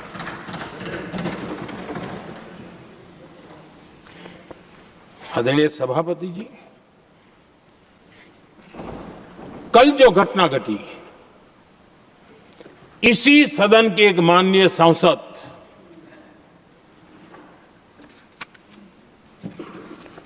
कांग्रेस के शातिर दिमाग जिनका है, ऐसे एक युवराज ने उनको गद्दार कह दिया। अहंकार कितनी 7वें आसमान पर पहुंच चुका है इनका। और कांग्रेस को छोड़कर के कितने ही लोग निकले हैं, कांग्रेस के कितने टुकड़े हुए हैं, कई लोग दूसरे दलों में गए हैं, लेकिन औरों को तो किसी को गद्दार नहीं कहा उन्होंने। लेकिन कल सांसद को गद्दार इसलिए कहा क्योंकि वो सिख थे। ये सिखों का अपमान था, एक गुरुओं का अपमान था। और कांग्रेस के अंदर जो कूट कूट करके सिखों के प्रति नफरत भरी पड़ी है ना, उसका वो अभिव्यक्ति थी। और इसी सदन के माननीय सांसद है वो, और उनको जरा भी दर्द नहीं, वरना आज खड़े होकर के कह सकते थे कि कल जो हुआ इसी सांसद की गरिमा के अनुरूप नहीं था, हमें खेद है। एक शब्द तो बोल लेते, लेकिन सिखों के प्रति उनके मन में जो नफरत भरी पड़ी है, और इसी के कारण उन्होंने कल, और जिसका परिवार देश के लिए शहादत देने वाला परिवार के वो सदस्य है, उन्होंने अपने राजनीतिक विचारों में परिवर्तन किया, इसलिए गद्दार हो गए। और एक गद्दार शब्द छोटा नहीं है। मेरे देशवासी को कोई गद्दार कहे, ये कैसे देश सहन करेगा? और वो भी एक सिख है इसलिए गद्दार कहना बहुत दुर्भाग्य की बात है। और ऐसे लोग कांग्रेस को नहीं डुबाएंगे तो क्या करेंगे?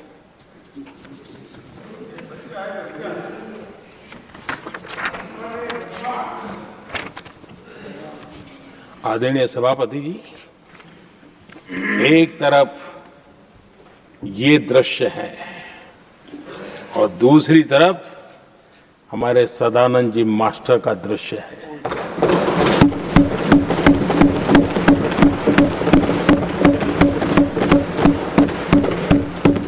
राजनीतिक विद्वेष के कारण उनके दोनों पैर काट दिए गए। भरी जवानी में दोनों पैर काट दिए।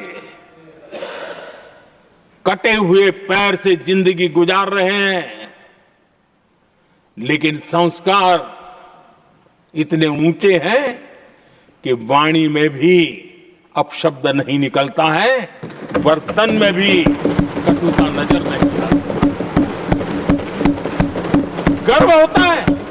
और कल जब देश ने, जब उनका पहला भाषण हो रहा था सदन में, और उन्होंने जब अपने बेंच पर आपसे इजाजत लेकर के अपने कटे हुए पैर के लिए वो जो नीम का उपयोग करते हैं, आर्टिफिशियल नीम का, उन्होंने जब रखा, वो दृश्य देश के लिए पीड़ादायक था कि इस देश में ऐसा ही बंधारण की बातें करने वाले इंडिया अलायंस के लोग, और ये इंडिया अलायंस पूरा जिम्मेवार है इसके लिए, वैचारिक असहमति के कारण एक नौजवान के, और वो भी एक टीचर, शिक्षक के प्रति गर्व से, आदर से देखा जाता है, उसके पैर काट दे, लेकिन उनको कोई खेद नहीं है, उनको कोई दर्द नहीं है। लेकिन मैं मास्टर सदानंद जी को हृदय से अभिनंदन करता हूं कि उन्होंने जिस प्रकार से इतनी भयानक हमले के बाद भी देश की सेवा का अपना व्रत जारी रखा और आज देश की नीति निर्धारण में अंदर अपना योगदान दे रहे हैं। ये गर्व की बात है और ऐसे लोगों के सहारे हम राजनीति में जीते हैं, काम करते हैं, देश के लिए जीने मरने की प्रेरणा मिलती है। ये संस्कार हमें पाए हैं ऐसे लक्षावधि कार्यकर्ताओं के तब से पाए हुए हैं। आदरणीय सभापति जी,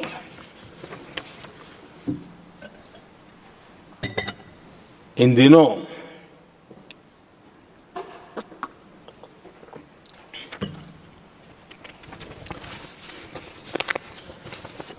और वैसे कांग्रेस के हमारे साथियों का मुझ पर जरा विशेष प्रेम है, वो स्पेशल प्रेम है।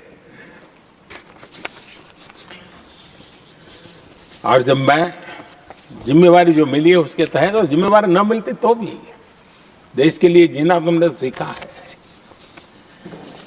हम विकसित भारत की जमीन मजबूत कर रहे हैं, उसको एक ताकत दे रहे हैं। एक तरफ देश के युवाओं के लिए मजबूत जमीन तैयार कर रहा हूं, तो कांग्रेस मोदी की कब्र खोदने के कार्यक्रम करवा रही है। और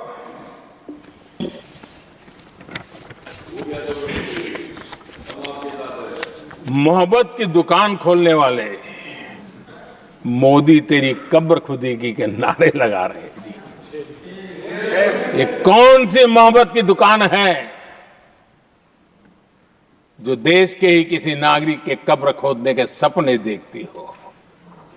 ये कौन सा संविधान से उन्होंने सीखा है जो देश के ही किसी नागरिक के कब्र खोदने की बात करते हो? क्या ये संविधान का अपमान नहीं है? क्या ये मानवता का अपमान नहीं है? क्या ये सार्वजनिक जीवन की मर्यादाओं का अपमान नहीं है? और उनको इसका कोई खेद नहीं है। अगर इसके बाद क्या बयान देंगे? बयान देखो, प्रधानमंत्री राज्यसभा में भी रो रहा था।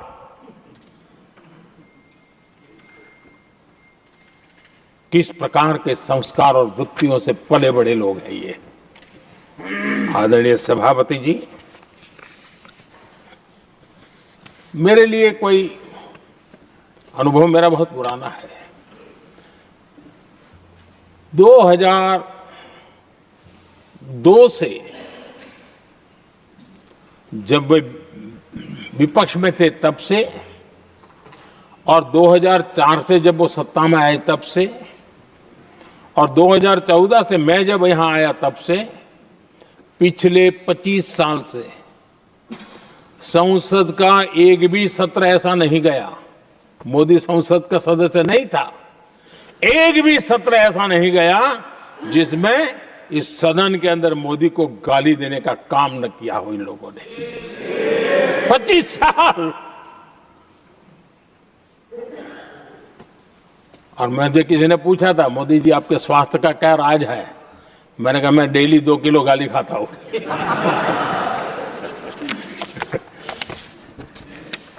आदरणीय सभापति जी,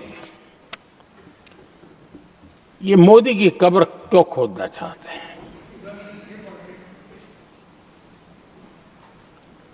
ये सिर्फ नारा नहीं है,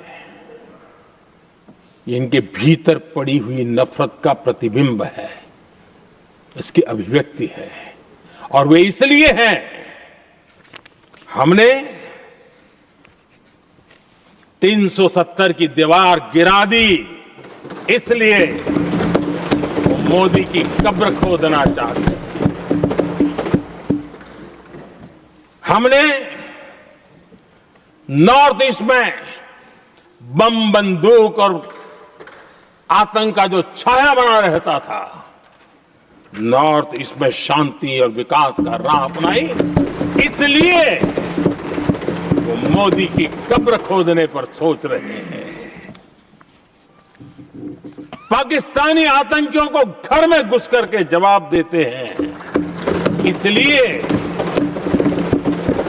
मोदी की कब्र खोदने की बात करते हैं। ऑपरेशन सिंदूर करते हैं, इसकी उनको परेशानी होती है और इसलिए वो मोदी की कब्र खोदते हैं।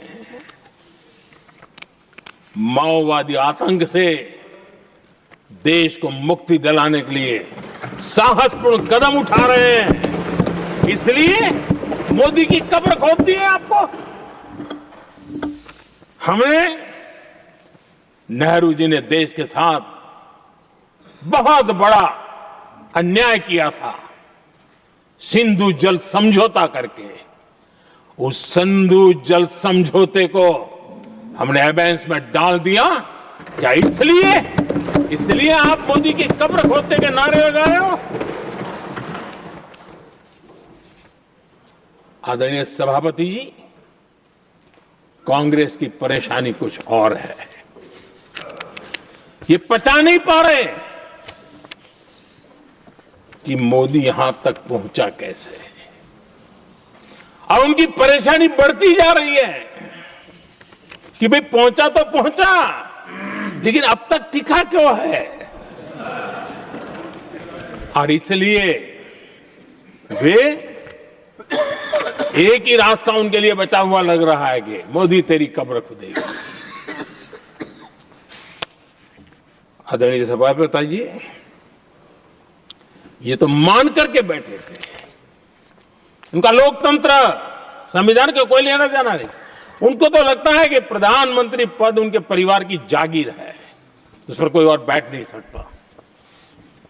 ये जो उनके भीतर में नफरत पड़ी हुई है ना, मोहब्बत की दुकान में जो आग भरी पड़ी हुई है ना, उसका परिणाम है।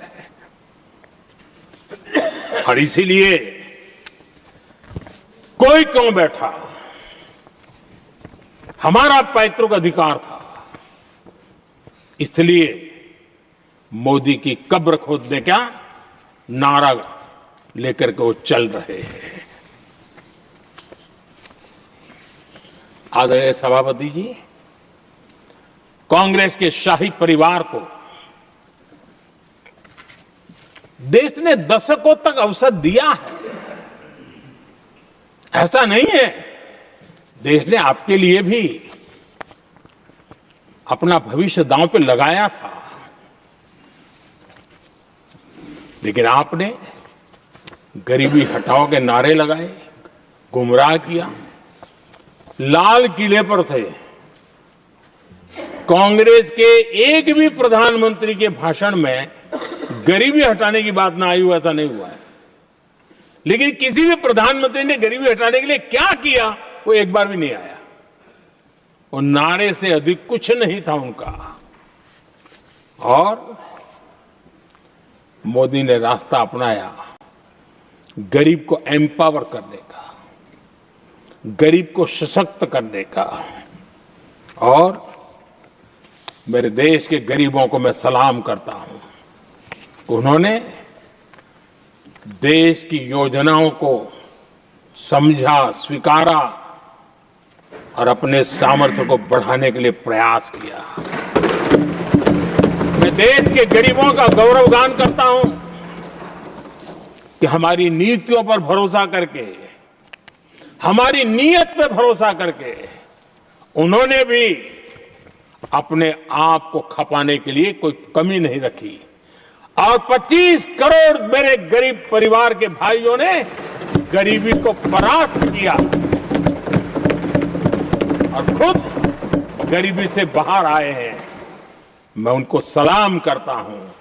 मेरे 25 करोड़ देशवासी जो निराशा में पड़े हुए थे, दूर एक आशा की किरण दिखाई दी, उठ खड़े हुए और आज हमारे साथ चल पड़े। आदरणीय सभापति जी, 2014 के पहले इम्प्लीमेंटेशन की बातें करते थे। हमारे यहां सैकड़ों लोग रेलवे क्रॉसिंग पर मरते थे। स्कूल की बस रेलवे क्रॉसिंग से जा रही है, 20-20, 25-25 स्कूल के बच्चे मरने की खबरें आती थी।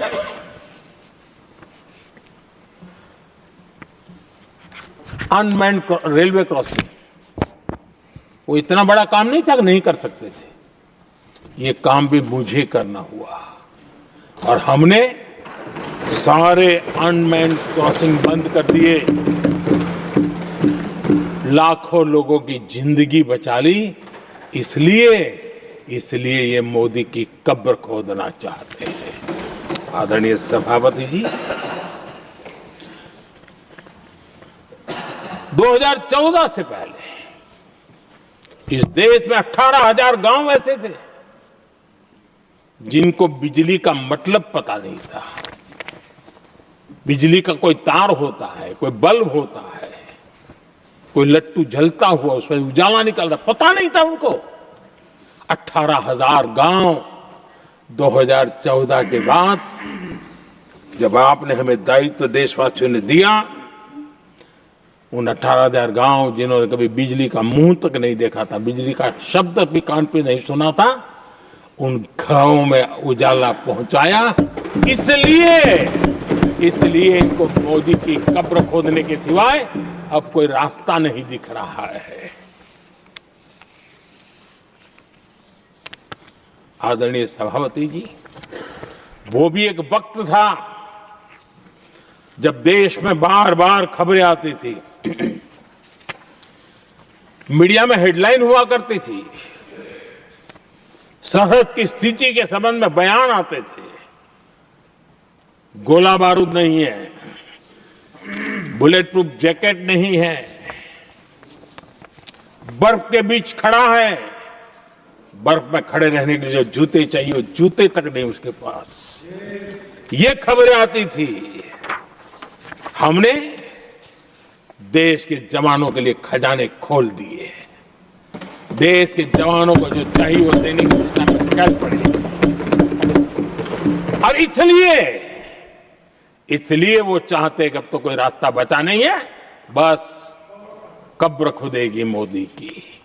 यही एक रास्ता उनके लिए बचा है। आदरणीय सभापति जी, एक बार उत्तर प्रदेश के वर्तमान मुख्यमंत्री जी ने सदन में भाषण करते करते वो रो पड़े थे। दिमागी बुखार के कारण बच्चे, अनगिनत बच्चे मर रहे थे। इनको कभी सूझा नहीं कि इस दिमागी बुखार से मुक्ति दिलाई जा सकती है। आदरणीय सभापति जी, आंख की बीमारी ट्रकोमा, लोग परेशान होते थे, आंखें चली जाती थी और विज्ञान प्रगति कर चुका था, हो सकता था, वो नहीं कर सकते थे। हमने दिमागी बुखार से भी मुक्ति दिलाई और हमने ट्रकोमा से भी देश के लोगों की आंखें बचाई। यही सफलताएं हैं, यही संवेदनशीलता है। समाज के लिए जीने मरने का यही संकल्प है। पल पल, तिल तिल समाज के लिए बिताना, घिसना, झलना, वो उनको परेशान कर रहा है। तब जाकर के मोदी तेरी कब्र खुदेगी, ये मंत्र लेकर के चल रहे हैं, ये सपने देख करके चल रहे हैं और बातें लोकतंत्र की करते हैं। मोहब्बत की दुकान के साइन बोर्ड लगाते हैं। क्या सार्वजनिक जीवन में ऐसी नफरत होती है? आदरणीय सभापति जी, इनकी सरकार रिमोट से चलती थी, मेरी सरकार भी रिमोट से चलती है। 140 करोड़ देशवासी मेरा रिमोट है।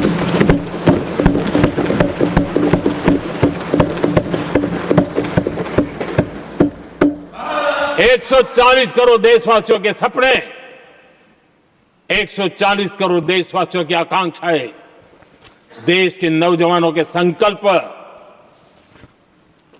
इनके लिए हम जीते हैं, इनके लिए सरकार चलाते हैं। सत्ता हमारे लिए सुख का रास्ता नहीं है, सत्ता हमारे लिए सेवा का माध्यम है।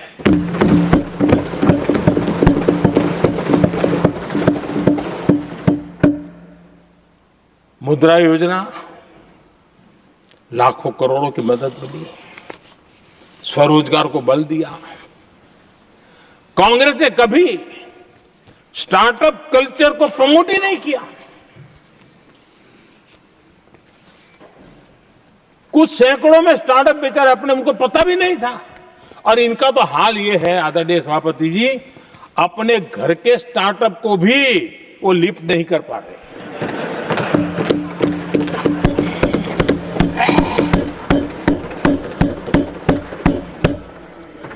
और हमारी सरकार में आज 2 लाख से ज्यादा स्टार्टअप है।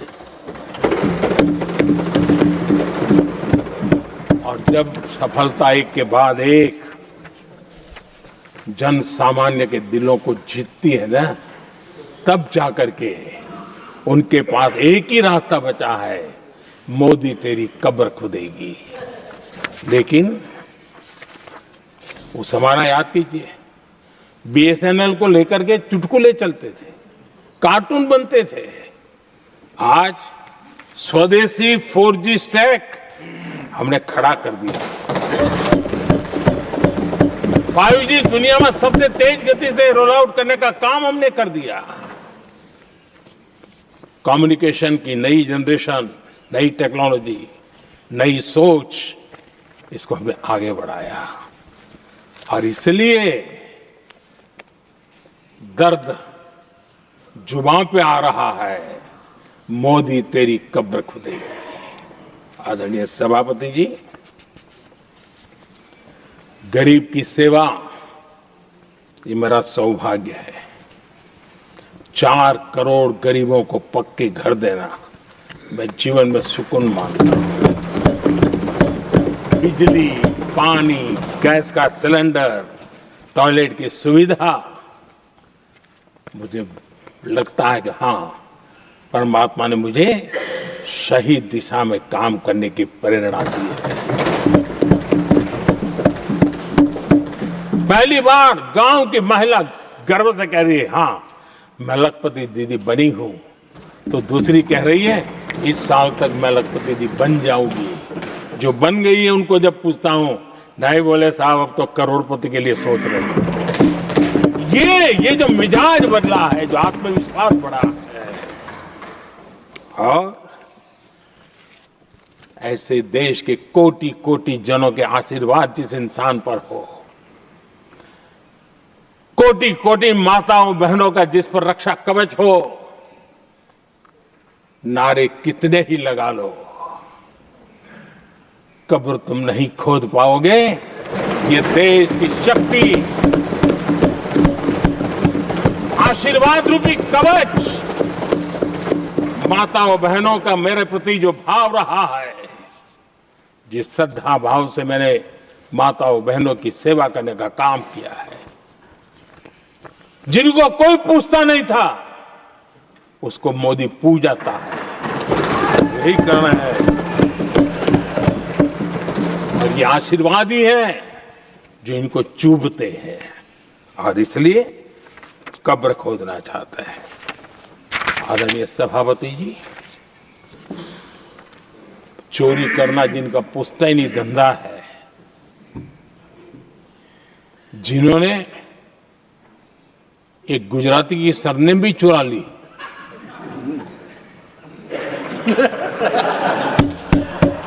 महात्मा गांधी की सरनेम चुरा ली, ये लोग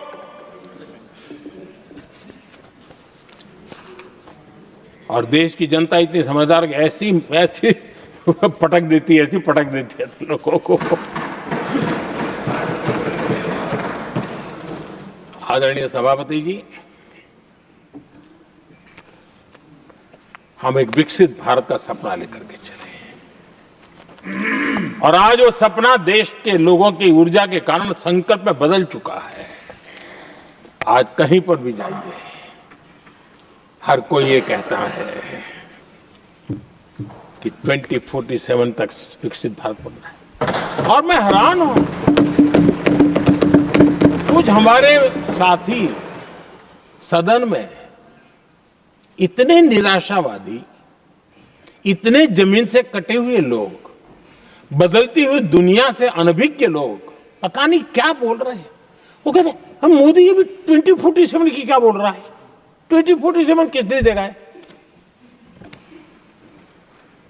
हमारे देश के लिए, आजादी के लिए जो लड़ते थे, जो फांसी के तख्त पर चढ़ जाते थे, जो लाठियां खाते थे, गोलियां खाते थे, जो काला पानी की सजा के लिए अंडमान निकोबार की सेल्यूलर जेल में जिंदगी बिता देते थे, लक्षावधि नौजवान अपने पढ़ाई का, भविष्य का सोचे बिना, कोई परवाह किए बिना सिर्फ देश के लिए सोचने के लिए निकल पड़े थे। क्या उन्होंने कभी ये सोचा होता कि यार हमारे कालखंड में तो आजादी मिलेगी नहीं, कि मैं क्यों करूं? तो क्या देश कभी आजाद होता? ये इतने निराशावादी लोग हैं कि जब मैं डिजिटल इंडिया की बात करता था, मैं फिनटेक की चर्चा करता था, मैं यूपीआई की बात करता था, तो ये कहते थे अरे इस देश में गरीब आदमी मोबाइल फोन पर कैसे पैसे का कारोबार करेगा? 3 साल के भीतर भीतर देश ने दिखा दिया ये हो सकता है। और मैं हैरान था जिस दिन ऐसा भाषण संसद में हुआ, देश का मीडिया भी, मैं भी, ऐसे लोग, उनकी जो इकोसिस्टम है वो नाच रही थी कि देखिए मोदी को तगड़ा जवाब दिया। मोदी ने जवाब नहीं दिया। आपके हाथ में मोबाइल फोन जब यूपीआई से चलता है, काम करता है ना, तो जवाब अपने आप मिल जाता है।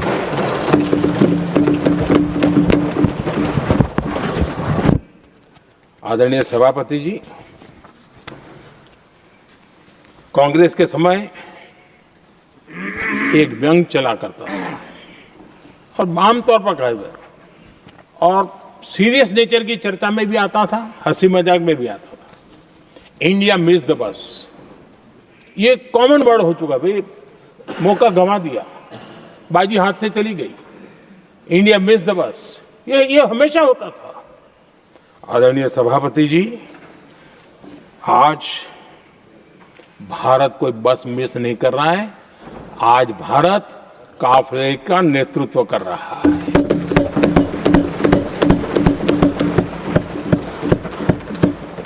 आदरणीय सभापति जी, देश का भविष्य उज्जवल बनाना है, वर्तमान भी उज्जवल बनाने के लिए अविरत कार्य करना होता है। हम विकसित भारत के सपने के लाइट में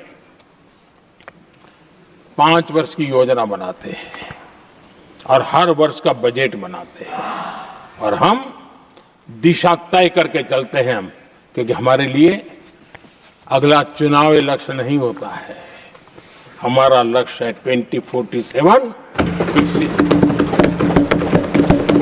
अरे चुनाव तो आएंगे जाएंगे, मेरा देश अजरा अमर रहने वाला है और हम देश की युवा पीढ़ी के हाथ में समृद्ध हिंदुस्तान देने का सपना लेकर के चलेंगे।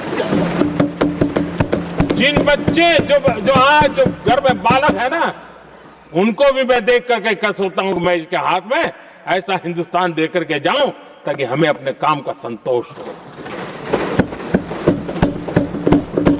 2047 क्यों, 2047 क्यों, ये बातें करते हैं। आदरणीय सभापति जी, आज जिस प्रकार से हम इनिशिएटिव लिए, चाहे स्पेस हो, साइंस हो, टेक्नोलॉजी हो, समंदर की गहराई हो, जल थल नभ अंतरिक्ष, हर क्षेत्र में नए संकल्प, नई ऊर्जा, नए कदम और नई सिद्धियों को लेकर के देश आज आगे बढ़ रहा है। हम ग्रीन हाइड्रोजन पर काम कर रहे हैं, हम आने वाले युग को समझ पा रहे हैं, हम क्वांटम कंप्यूटिंग की बात कर रहे हैं, हम एआई मिशन को लेकर के चल रहे हैं और आज दुनिया मानने लगी है कि एआई मिशन भारत बहुत कुछ दुनिया को दे सकता है। ये विश्वास आज दुनिया में बना है। आज दुनिया में क्रिटिकल मिनरल रेयर अर्थ राजनीतिक हथियार बन गया है। हम उस पर फोकस कर रहे हैं ताकि कभी भारत को किसी के पास हाथ फैलाने की नौबत ना आ जाए। आदरणीय सभापति जी, ऐसे तो अनगिनत प्रोजेक्ट हैं जिसमें विदेश का इन्वेस्टमेंट आना ही आना है, क्योंकि अब हर किसी को अपना भविष्य भारत की भूमि में नजर आ रहा है। हर किसी को अपना भविष्य भारत की टैलेंट के भरोसे नजर आ रहा है। हर किसी को भविष्य भारत के उज्जवल भविष्य के साथ खुद के उज्जवल भविष्य को जोड़ करके दिखता है। और इसलिए दुनिया आज विकसित भारत की बात हम क्यों कर रहे हैं, जिनके दिमाग में नहीं पड़ता है, दुनिया को समझ आ रहा है कि भारत ने सही दिशा पकड़ी है। चलो अब चर्चा वहां चल रही है कहीं हम बस न चुक जाए। कल तक चर्चा चलती थी इंडिया बस मिस करता है, अब दुनिया को लगता है अब हम लेट न हो जाए, वहां आने की स्पर्धा चल रही है। आदरणीय सभापति जी, आने वाला समय भारत के लिए अवसरों से भरा हुआ है, भारत के नौजवानों के लिए अवसरों से भरा हुआ है। भारत के उज्जवल भविष्य के लिए मैं पूरी संभावनाएं रेखांकित कर सकता हूं, मैं देख सकता हूं और उसके दिशा में नीतियां बनाकर हम आगे चल रहे हैं। हम इसको और मैं चाहता हूं, मेरे देशवासियों को निमंत्रण देता हूं और मैं देशवासियों को आज सदन से भी कहना चाहूंगा, मैंने मन की बात में भी इसका उल्लेख किया था, मैं यहां पर सभी माननीय सांसदों से भी कहूंगा कि आप भी अपने अपने क्षेत्र में ऐसे लोगों को बताइए, जब दुनिया भर में इतने अवसर पैदा हुए हैं, उसको स्थायित्व तब मिलता है जब हम उत्तम प्रकार की चीजों को लेकर के जाए, हम क्वालिटी को कॉम्प्रोमाइज न करें। मुनाफा कम क्यों न हो, लेकिन क्वालिटी को हम निरंतर उत्तम करते जाएंगे। इनोवेशन करना पड़ेगा, करेंगे, रिसर्च करना पड़ेगा, करेंगे, प्रोडक्ट में मटेरियल बदलना पड़े तो बदलेंगे, लेकिन हम दुनिया में क्वालिटी की दृष्टि से उत्तम हो, तब जाकर के जो आज राजनीतिक दृष्टि से जो निर्णय होते हैं उसका बेनिफिट लेने के लिए हमने पीछे नहीं रहना चाहिए। मेरे देशवासियों से मैं आज यही आग्रह करूंगा कि आप क्वालिटी के विषय में मेरा साथ दीजिए, क्वालिटी में कॉम्प्रोमाइज ना करिए। आप देखिए दुनिया सिर्फ और सिर्फ made in India, made in Bharat, made in India, made in Bharat, इसके लिए गीत गाने लग जाएगी। आदरणीय सभापति जी, मैं कांग्रेस के मित्रों का भी आज आभार व्यक्त करता हूं कि कम से कम मुझे, उनको पता था, पहले प्रयोग कर चुके थे, पिछले 10 साल में मुझे 5-6 बार इस प्रकार से बोलने से रोका गया, लेकिन उनको मालूम था एक बार शुरू होता हूं तो रुकता नहीं। और मैंने कहा था एक बार एक अकेला, तो अब अनुभव से सीख गए हैं कि इसमें कोई दाल गलने वाली नहीं है, तो समझदारी से काम लिया और ऐसी समझ उनको निरंतर मिलती रहे, ये भी मैं प्रार्थना करता रहूंगा। आदरणीय सभापति जी, मैं राष्ट्रपति जी के उद्बोधन में योगदान देने वाले सभी सांसदों का भी आभार व्यक्त करता हूं। जो भी उत्तम विचार यहाँ प्राप्त हुए हैं, उत्तम विचार देश की प्रगति में जरूर काम आएंगे, ऐसा मैं विश्वास देता हूं। और आदरणीय राष्ट्रपति जी का इस संबोधन के लिए मैं हृदय से आभार व्यक्त करते हुए मेरी वाणी को विराम देता हूं। बहुत बहुत धन्यवाद।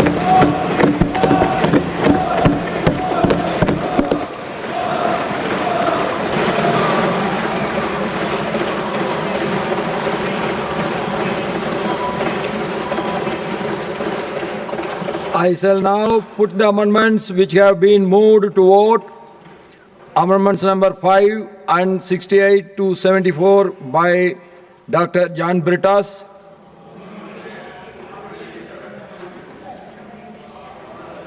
I shall now put the amendments to vote. Those in favor will please say aye. Those against will please say no. I think the noes have it, the noes have it, the noes have it. Amendment numbers 5 and 68 to 74 are negatived. Amendment number 25 to 31 by Professor Manoj Kumar Jha. Not present. John Peters also not present. I shall now put the amendments to vote. Those in favor will please say aye. Those against will please say no. I think the noes have it, the noes have it, the noes have it. Amendment number 25 to 31 are negatived. Amendment number 32 to 34 by Sriman Tiruchi Siva. Not present. I shall now put the amendments to vote. Those in favor will please say aye. Those against will please say no. I think the noes have it, the noes have it, the noes have it. Amendment numbers 32 to 34 are negatived. Amendment number 44 to 48 by Sriman Pramod Tiwari ji. Not present. I shall now put the amendments to vote. Those in favor will please say aye. Those against will please say no. I think the noes have it, the noes have it, the noes have it. Amendments number 44 to 48 are negatived. Amendment numbers 49 to 57 by Sriman A.D. Singh ji. I shall now put the amendments to vote. Those in favor will please say aye. Those against will please say no. I think the noes have it, the noes have it, the noes have it. Amendment numbers 49 to 57 are negatived. Amendment number 58 to 67 by Srimati Jabi Mathur Isam ji. Not present. I shall now put the amendments to vote. Those in favor will please say aye. Those against will please say no. I think the noes have it, the noes have it, the noes have it. Amendment number 58 to 67 are negatived. Amendment number 75 to 82 by Dr. Kanimoli NVN Somu. I shall now put the amendments to vote. Those in favor will please say aye. Those against will please say no. I think the noes have it, the noes have it, the noes have it. Amendment number 75 to 82 are negatived. Amendment number 83 to 90 by Sriman Digvijay Singh ji. I shall now put the amendments to vote. Those in favor will please say aye. Those against will please say no. I think the noes have it, the noes have it, the noes have it. Amendment number 83 to 90 are negatived. Amendment number 91 to 100 by Sriman Rajendra Gupta ji. I shall now put the amendments to vote. Those in favor will please say aye. Those against will please say no. I think the noes have it, the noes have it, the noes have it. Amendment numbers 91 to 100 are negatived. Amendment numbers 101 to 107 by Sriman P.P. Sunir ji. Absent? Yes. I shall now put the amendments to vote. Those in favor will please say aye. Those against will please say no. I think the noes have it, the noes have it, the noes have it. Amendment numbers 101 to 107 are negatived. Amendment number 108 to 113 by Sriman Akhilesh Prasad Singh ji. I shall now put the amendments to vote. Those in favor will please say aye. Those against will please say no. I think the noes have it, the noes have it, the noes have it. Amendment numbers 108 to 113 are negatived. Amendment numbers 114 to 120 by Srimati Ranjit Ranjan ji. I shall now put the amendments to vote. Those in favor will please say aye. Those against will please say no. I think the noes have it, the noes have it, the noes have it. Amendment numbers 114 to 120 are negatived. I shall now put the motion to vote. The question is that an address be presented to the President in the following terms: that the members of the Rajya Sabha assembled in this session are deeply grateful to the President for the address which she has been pleased to deliver to both houses of Parliament assembled together on January 28, 2026. Those in favor will please say aye. Aye. Those against will please say no. I think the ayes have it, the ayes have it, the ayes have it. The motion is adopted. The House stands adjourned to meet at 11 a.m. on Friday, the 6th February 2026.